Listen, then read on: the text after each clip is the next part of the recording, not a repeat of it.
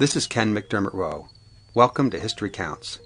40 years ago, an American naval vessel, the USS Liberty, was the victim of an unprovoked and savage attack by a foreign country while it was stationed in the Mediterranean Sea. Today's guest, retired naval officer James Ennes, was an eyewitness to the attack. We'll talk about the bloody details of the attack, and we'll talk about the events that followed, described by a top U.S. admiral as, quote, an official cover-up without precedent in American naval history. We'll be back with our guest, James Ennes, after this short break. Our guest today is James Ennes, author of Assault on the Liberty, which recounts the devastating attack on the United States Navy ship the Liberty during the Six-Day War. Mr. Ennes, a retired U.S. naval officer, was serving as a lieutenant on the USS Liberty at the time of the attack. He's also one of the creators of the USS Liberty Memorial website, located at ussliberty.org. Mr. Ennes, thanks very much for being with us today. You're welcome. It's my pleasure.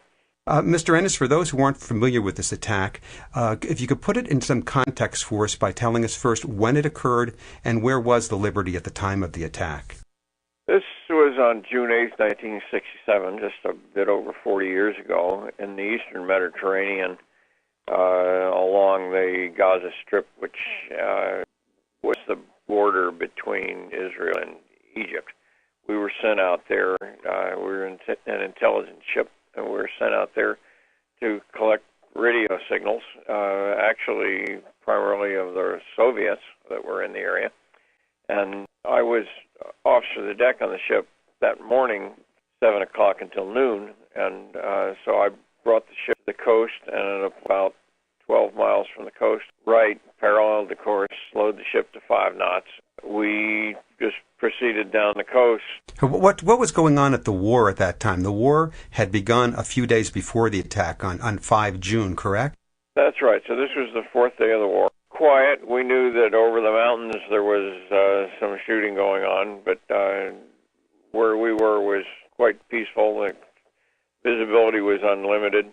High in the sky, airplanes were flying over apparently toward the war. And Israel had been successful at that point in the war?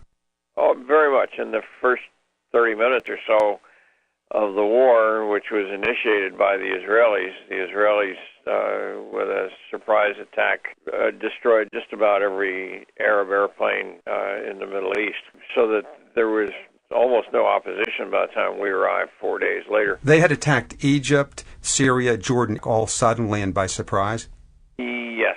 Nasser had been making some noises on the coast, but he had no intention of invading, but very, very bellicose. And Israelis have admitted since then that they knew he was not going to attack, and they used that as an excuse to capture more Arab land. So that was what was going on, and they didn't want the United States to know of their plans. They had a particular plan that actually was an attack that was going to go on the morning of 8 June, isn't that correct? They planned to invade the Golan Heights and capture the Golan from Syria on the 8th of June. And this was not anticipated by the international community? This would have been a surprise? It was feared. I talked to Secretary of State Dean Rusk afterward, and when my book was published, and he told me that they were afraid that Israel was going to do that, and they were trying to persuade them to hold back. Rusk said he stayed on the phone with the Israelis all night, urging them to keep their forces where they were and not to escalate the war because they were afraid the Russians would get into it. So the U.S. was neutral in this war? Officially, we were neutral. We appeared to be siding more with the Israelis than anything else, but we weren't taking an active role in this shooting. And the Liberty was in international waters at the time?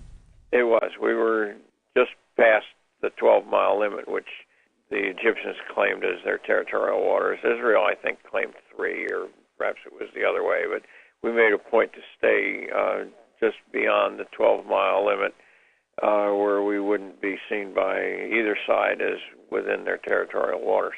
Well, now, as you said, you were coming on deck for the 0800 watch, and this is in military time. It'd be for civilians 8 o'clock in the morning. You came on a little early, as I note from your book. What was the situation on the ship at that time? I it was the custom to relieve the watch closer to 7 or 7:15 just so that the off-going watch could have breakfast. I was officer of the deck from 7:15 or so until 12. This situation was quite calm. We had, since it was a bright sunny day, and there was no sign of hostilities near us. We had men who were off duty sunbathing on deck. It was pretty relaxed. And around 11 o'clock, suddenly there was a puff of smoke on the coast. We didn't know what that was, but thick black smoke coursed down the coast in the wind. So we learned much later that was an ammunition dump that had blown up, but it really had nothing to do with us. The officer you were relieving mentioned that you had some aircraft visiting you before you came up. We did. Before I came on watch, around 6 o'clock, there was a slow Israeli reconnaissance plane that circled us. As soon as I took the watch, another airplane circled us. And then every 45 minutes all morning, about every 45 minutes, an Israeli recon plane or a pair of jet aircraft would come out and circle us 2 or 3 times. Did you believe that those aircraft could identify the ship and its country? We knew they did because, remember, we were an intercept ship, and we had 100 men down below who were with earphones listening to radios, and they heard these jet pilots and the recon pilots as they circled us. Each time they would radio their headquarters and say, we are circling in a ship with an American flag and men sunbathing on deck. So it was very clear that they knew who we were, and their headquarters knew who we were. In fact, the flag was significant. You caused it to be changed. We had been steaming across the Mediterranean at high speed at 17, 18 knots for nearly a week, and the flag had gotten dirty from smoke and tattered from the wind. So the first thing I did when I took the watch at 7 o'clock was to order that flag replaced. The signalman quartermaster protested because he said, that's my last flag. I don't have any more clean flags. And I told him, I don't care. We are going to show our brightest, cleanest colors in here so that these planes circling us know exactly who we were. I was relieved at 12, but I came back at 1 o'clock for general quarters. So I came on this time as junior officer of the deck. Another officer was at OD, but I still had the con, means I was driving. So you were a naval lieutenant, which would be, for those who don't know, Navy rank would be comparable to an Army captain. So you were just one grade below the executive officer, Lieutenant Commander Phil Armstrong? That's right. So you're on the bridge?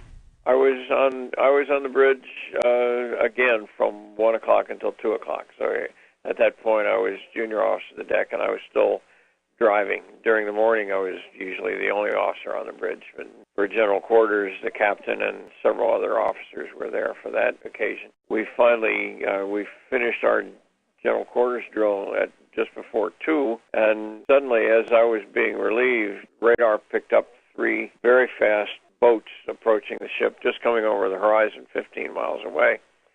And immediately over the top of the boats, we picked up 3 jet aircraft approaching the ship. I was just being relieved, and I went with the ship's photographer up to the next deck, the 4th deck of the ship, to try to take some pictures of these approaching jets.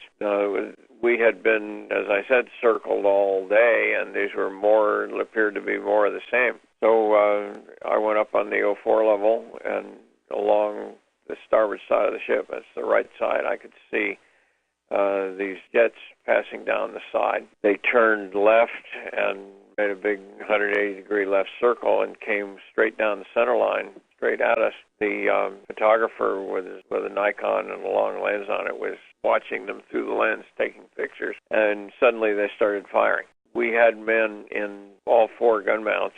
There were just 50 caliber machine gun mounts. But from where I stood on the 04 level, I could see the direct hits to all the gun mounts as men were just blown literally high into the air from the explosions. And then the first airplane passed overhead, and I looked out, and there was a second one turning to make its run.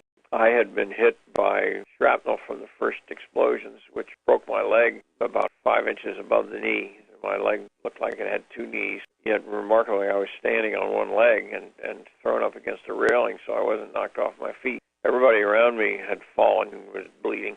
I was able to, on one good leg, I was able to hop down the ladder into the pilot house on the next deck, where about that time the second airplane hit and blew more holes in the pilot house, and there was blood and men on deck everywhere, and captain calling to send a message to the Sixth Fleet that we're under attack. So Captain McGonigal, who later received the Congressional Medal of Honor, I understand, he immediately sent a request for help? That's right. Now, that was difficult as the attacking airplanes were jamming our radios, so it took a few minutes to get a message out, because all we heard was buzzsaw noises on the radio frequencies that we wanted to use. But we did, within about 10 minutes, we got a message out, and we got a reply from the carrier Saratoga that was about 300 miles away, and they said, we're sending port immediately. Remarkable thing there was that we later talked to Captain Tully. He said as soon as his airplanes got to the horizon, he got a message from Washington saying to get those airplanes back. Why did they call them back? We have been asking for 40 years why they called them back. The official story is that they called them back because the attack was over. Well, that wasn't true at all. There were two separate launches of aircraft. The first one that was launched almost immediately, those were called back. It was more than an hour later that they sent another set of aircraft to our aid, and those also were immediately called back. Now, the Navy story is that there was only one launch of aircraft that as soon as they were launched, they got an apology from Israel saying that it was all over and that we didn't need help anymore, so they were called the jets. Now, I understand that, yes. That conveniently ignores the entire hour and a quarter or so that we were under attack. Well, you were first attacked, I understand, by Mirage fighter bombers, but they were then joined by Mystère jets that went to napalm. That's right. The Mirages actually exhausted all their ammo and armament, and they left the area and were immediately replaced by Mystères carrying more cannon and napalm, and so they continued the... Isn't it unusual to hit a ship with napalm? I think it is. They may have carried napalm because they use it a lot against the tanks in the desert, but it's probably unusual, but it's also pretty lethal, since they had already punched close to 821 6- and 8-inch holes in the ship with their rockets. The napalm would then slosh into the rocket holes and cause fires inside. It was pretty exciting. Yeah, you say in your book, quote, the entire superstructure of the ship burst into a wall of flames, end quote. That's quite so. And you had quite a few casualties at this point, but this wasn't the end of the attack. You then, 1424, which would be 224 in civilian time, you had a surface attack from boats, right? Well, that was 235, actually, that the torpedo hit, and that was followed immediately. They fired 3 torpedo boats, the ones that we had first seen when we first saw the aircraft. Those arrived at 2:35, fired 5 torpedoes, fortunately missed with 4 of them. One of them blew a 40-foot hole in the side of the ship, killed 25 more men in addition to the 9 who were already dead and dying from the aircraft attack. That flooded the large center compartment of the ship that held our intercept team and very nearly took us down. The ship took on a considerable list from all the water we had. You're right, they continued to circle the ship after launching the torpedoes? Yeah, and that's where, you get into the deliberateness of the attack. The Israelis' story, which they told the United States, was that at that point, as soon as they launched the torpedo, they saw our American flag, recognized us as American, and never fired again. And that is total falsehood. They fired the torpedo. 3 boats came within 50 feet of the ship by the stern where our name was marked in large English letters, hovered around there for a few minutes, and then they circled us on and off for the next 40 minutes, firing at anything that moved. They fired on stretcher bearers on the main deck and bridge personnel, By this time, we had an oversized American flag. The one that I had hauled up had been shot down and was immediately replaced with the holiday colors, which was about 8 by 12 feet. So that flag was clearly shown, and our name in English. I mean, consider the difference between an Arab warship and an American Navy ship. We have our name in English on the stern and 10-foot-high letters GTR-5 on the bow. They claimed they thought we were the Egyptian horse carrier El Quasar, which was waiting to be scrapped, port at Alexandria. They claim that they mistook the Liberty for an Egyptian ship that was being scrapped? Yes. The El Quasar was a horse carrier for the Egyptian cavalry. It was 265 feet long compared to our 450 feet or 540 feet. It looks nothing whatsoever like us, and they certainly knew that it was in port being scrapped. But when we didn't sink as we were supposed to, they needed an excuse, so they said that they thought we were the El Quasar. You also lowered life rafts in anticipation of a need to abandon ship. What happened then? We launched life rafts at 3:15. They immediately came closer, machine gunned the life rafts in the water, took one of them aboard, and left for a few minutes with that because we were being promised that Sixth Fleet aircraft were on the way, and they were obviously afraid that they would be counter the jets from the Sixth Fleet, so they left. At that point, they started sending, "We're so sorry, we thought it was an Egyptian ship. We apologize for the mistake," messages. How many casualties did the Liberty suffer? 34 dead and 174 wounded. That number varies because there have been men within the last couple of years who have gotten Purple Hearts for wounds that weren't recognized for Purple Hearts at the time. But there's 174 wounded and 34 dead. So as I understand it, that's about 2/3 of the whole crew was either dead or wounded? Yeah, we had 297 men total. Did you know they were Israelis by the end of the attack?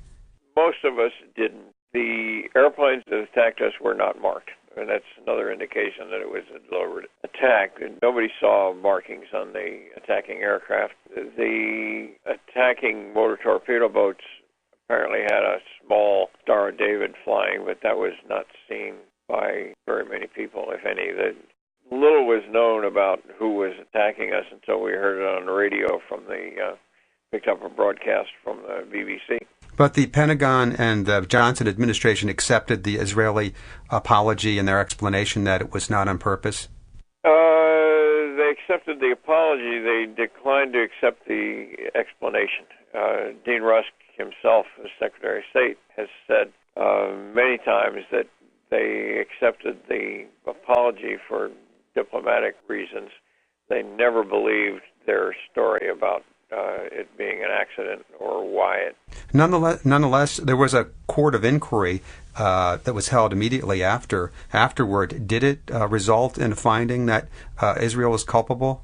Or did it address that? The court of inquiry was told what to find. They concluded that the attack was deliberate and that Israel knew they were attacking an American ship. That was not the finding that they published because they were ordered by the White House to publish a false report. There is now online in my website and elsewhere a sworn statement by the legal counsel to the court who says they lied. They published a false report, and even that report was changed in Washington. The members of the court signed it and sent it to Washington, where pages were removed and other pages were rewritten. There was an independent commission that studied the Liberty, headed by the former chairman of the Joint Chiefs of Staff, Admiral Thomas Moore, in 2003. And he said, quote, there has been an official cover-up without precedent in American naval history, end quote. That's right. He published that report, which contradicts the official report and concludes that it was a deliberate attack. Have any surviving members of the crew ever had the opportunity to testify about the attack before a congressional committee? No. We have been asking for 40 years for an opportunity to testify. In fact, that's one of the ironies of this thing. There's There's a bankruptcy magistrate in Florida who spends his time trying to disprove the story of the Liberty. He's written a book in which he claims that there have been 11 or 12 official government investigations, 5 congressional investigations, and that they have all proven and concluded that the attack was a tragic accident. And that is a tragic lie. There has never been a government investigation that concluded that the attack was an accident, as the Israelis claim. Would you, at that slight date, 40 years after the attack, would you like to see a congressional investigation? We still ask for that. Nobody will give us that. We thought when the attack first occurred that the lies that were obviously being told by the Israeli government would be corrected when we had a chance to testify. But we were never allowed to testify. We were not allowed to tell our stories even to the Navy Court of Inquiry. And after that, no member of Congress ever held hearings. Our story was never legally, officially told anywhere in government. Can I ask you one last question? And that I take that from an excerpt from the commission headed by Admiral Thomas Moore, 2003. He said, quote, "A danger to our national security exists whenever our elected officials are willing to subordinate American interest to those of any foreign nation," end quote. Could you give me your thoughts on that? Oh, that's absolutely the case. In a situation like this, here we have a small foreign power that deliberately attacked an American ship, killed 34 men, and Congress won't even talk to those 34 men. They take at face value the excuse by the attackers and don't even listen to or allow the victims to tell the truth about what happened. The only way we have ever had a chance to tell the story is in places like this radio show and an occasional book or letter to the editor. The people who attacked us are much better financed and more numerous, and every time we tell a story, the bad guys are out there calling us liars. We can prove everything we say, and Congress won't listen to us. We don't have an opportunity to tell our story very much. Well, thanks very much for being with us today, Mr. Ennes, to tell the story. This is Ken McDermott Rowe, and I've been talking to Mr. James Ennes about the Israeli attack on the USS Liberty during the Six-Day War. I'll be back in a moment with some final thoughts. Why would Israel have launched such a brutal and unprovoked attack on the USS Liberty? The United States had always been friendly to Israel and was a neutral in 1967's Six-Day War. Furthermore, the Liberty was steaming in international waters. The actual reasons for Israel's attack on the Liberty remain secret. However, as Israel planned its June 8 attack on Syria's Golan Heights, the international community, including the United States, was urgently brokering a ceasefire. Mr. Ennes writes, quote, "With the war virtually over and the world crying for peace, could Israel put troops in Syria without being seen as an aggressor? Not with USS Liberty so close to shore and presumably listening," end quote. Mr. Ennes observes that it was a remarkable coincidence that Israel postponed its planned attack on Syria one day, while in a coordinated air and sea attack, it removed the USS Liberty from the picture. Please visit us at historycounts.org, where you can listen for free to an archive of this program and others. Until next time, this is Ken McDermott Rowe for History Counts.